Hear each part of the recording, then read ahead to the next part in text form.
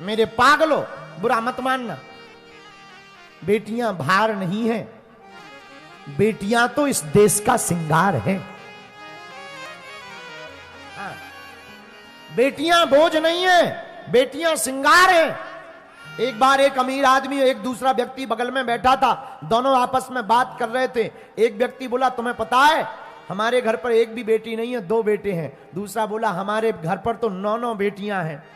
पर जब उसने कहा ठीक है 9 है, कोई बात नहीं, लेकिन वो बोला हमारे घर तो भगवान की बड़ी कृपा केवल 2 बेटे हैं। एक छोटी बच्ची वहां खड़ी थी, तोतली बानी में बोली, अंकल अंकल, बेटियां भिखारियों के घर पर पैदा नहीं होती हैं।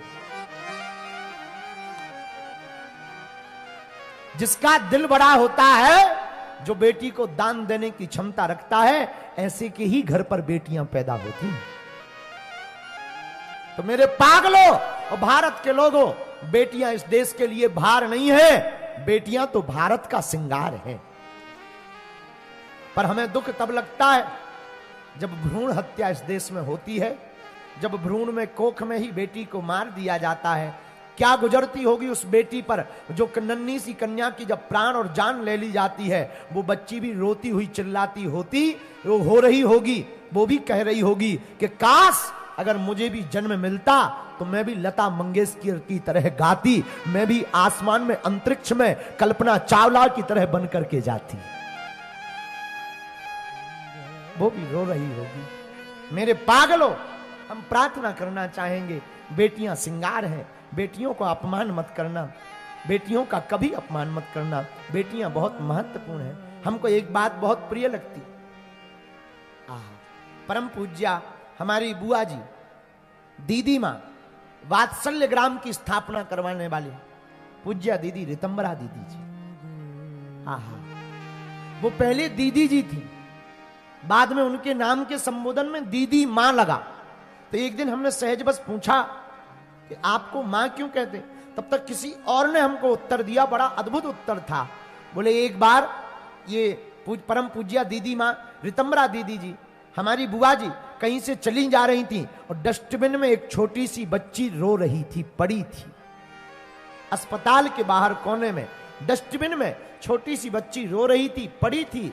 उन्होंने देखा, रोती हुई बच्ची को गले लगा लिया और उसी दिन उनके मन में प्रण आया, इस बच्ची का कोई नहीं है तो आज से मैं अनाथ बेटियों की मां हूं। स्वयं एक साध्वी, स्वयं एक दीदी, लेकिन उन अनाथ बेटियों के लिए जिनका कोई नहीं, जिन्होंने अपने भ्रूण हत्या के द्वारा, जिनको कन्या बोझ पड़ गई, जिनको कन्या अति पड़ गई, जिनको कन्या का भार लगता, जिनको बेटियों का भार लगता, उन्होंने बेटियों को छोड़ दिया। भैया, हम व्यासपीठ से महिमा गाते हुए बिल्कुल गदगद होकर के कहते हैं, कभी वृंदावन में वात्सल्य ग्राम जाना, ऐसी अनेकों बेटियां हैं। कोई इंजीनियरिंग पढ़ रही है, कोई कलेक्ट्रेट बन रही है, कोई एसडीएम बन रही है, और उन सबका भार पूज्य दीदी मां रितंबरा दीदी जी उठा रही है।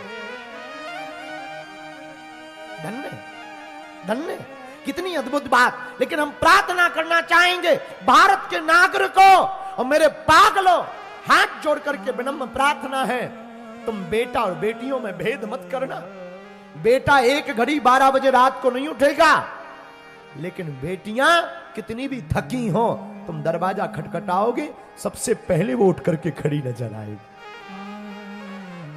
हम तो आंखों से देखते हैं, हम तो अनुभव वाले आदमी हैं, हमारे पास तो आती हैं बेटियां, विवाहित माताएं आती, बहनें आती, और वो जब चर्चा करती तो ससुराल पक्ष की तो चर्चा करती हैं, मायके के बारे में भी पूछती।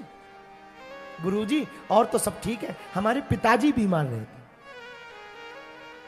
बेटों को इतनी फिक्र नहीं है। बेटों को फिक्र होती भी है तो ससुराल की होती है ज्यादातर, पर बेटियों को दोनों पक्ष की फिक्र होती है। हमने अपनी आंखों से देखा है, जब बहनें रक्षाबंधन पर जा नहीं पाती, रक्षाबंधन पर भाई को राखी नहीं बांध पाती, रक्षाबंधन पर जब खुशियों में सम्मिलित नहीं हो पाती, अपने मायके नहीं पहुंच पाती, तो बहनें राखी भेजने के लिए उतावली हो जाती और पड़ोस से जाने वाले किसी भी अंकल के घर जाकर के वो कह देती, हमारे भाई की कलाई सूनी ना रहे, हमारी भी राखी ले जाने। राखी भेज देती। बेटियां महान होती। भारत बेटियों से महान है। इसलिए हमारी प्रार्थना है कभी भी बेटियों को मत सताना, भ्रूण हत्या मत करना। हम लोग चांद पर पहुंच रहे हैं, हम लोग डिजिटल हो रहे हैं, हम लोग 21वीं सदी में जी रहे हैं, लेकिन आज भी हमारे देश में बेटा और बेटियों में अंतर देखा जाता है। हम प्रार्थना करेंगे, बेटियां महान होती हैं, बेटियां महान होती हैं। अरे भैया, हमको एक घटना याद है, किसी नवयुवक की शादी हुई तो शादी के 2-3 दिन बाद वो कक्ष में गया, कुछ देर उसने विश्राम ही किया था कि दरवाजा खटखटाया किसी ने। तो आवाज लगाई, कौन? तो बाहर से उस बालक का पिता चिल्लाया, बेटा बाहर निकलो, कोई जरूरी काम। बालक ने अपनी पत्नी से कहा कि हमारा पिता भी बड़ा पागल है, बड़ा मूर्ख है, इसे रात को ही काम आता, दिन में मिल लेता, क्या बिगड़ जाता, दिन में बात कर लेंगे। तो इसने भीतर से ही चिल्ला करके कहा, पापा सो जाओ, सुबह बात करेंगे, कोई दिक्कत नहीं, और लेट गया। पत्नी ने बल्कि कहा, दरवाजा खोल दो, क्या बिगड़ जाए, अरे हटाओ, अब आज तो कम से कम चैन से सोने दो, और लेट गए। लेकिन 2-2:30 बजे फिर दरवाजा खटखटा, पूछा कौन? तो फिर आवाज दूसरी आई, तो पूछा कौन है? तो बाहर से आवाज आई कि मैं तुम्हारा ससुर हूं, बेटी का पिता, और जरूरी काम है, दरवाजा खोलो। बेटे ने कहा पत्नी से कि देख, मैंने अपने पिता के लिए दरवाजा नहीं खोला, तू भी मत खोल, सो जा, बाहर में जाने दे, सो जा, सुबह देखेंगे, सुबह बात करेंगे, ये आज की रात अपने लिए खास, सो जा। पत्नी बोली चुप रहो, आपको कल छोड़ना पड़े मैं आज छोड़ने को तैयार हूं, पर मैं अपने पिता को दरवाजा खोले बिना नहीं रह पाऊंगी। दरवाजा खोला, कोई घटना घट गई थी, बात हुई, आकर के सो गए, सब सामान्य हुआ। भविष्य में उनको 2 बेटा 1 बेटी हुई। जब 2 बेटे हुए तो उस नवयुवक ने कोई उत्सव नहीं मनाया, लेकिन जब बेटी पैदा हुई तो उसने भंडारा करवाया 11 गांव का। तो पत्नी ने पूछा, सुनो जी, जब बेटे हुए तब तो आपने खुशियां नहीं मनाई, पर बेटी के होने पर खुशी क्यों मनाई? वो आंखों में आंसू भर करके बोला, पत्नी जी, ये वही बेटी है जो 12 बजे रात को भी दरवाजा खोलने के लिए अपने पति से लड़ सकती है। बेटी तो वो है जो 12 बजे रात को भी अपने पति से भी लड़ पड़ेंगी पिता के लिए। मेरे पागलों, हम हाथ जोड़कर प्रार्थना करते हैं, बेटियां तो कभी विचार करना, हम लोग ताना देते हैं, कभी विचार करना, छोटा सा विचार करना। बेटियों को ताना देते हैं, बहुओं को ताना देते हैं, कभी विचार करना, जिस घर में वो 21-22 साल तक पड़ी है, बड़ी है, खेली है, आंगन आंगन के कोने कोने में खेली है, वो एक झटका मार करके तुम्हारी हो जाती है।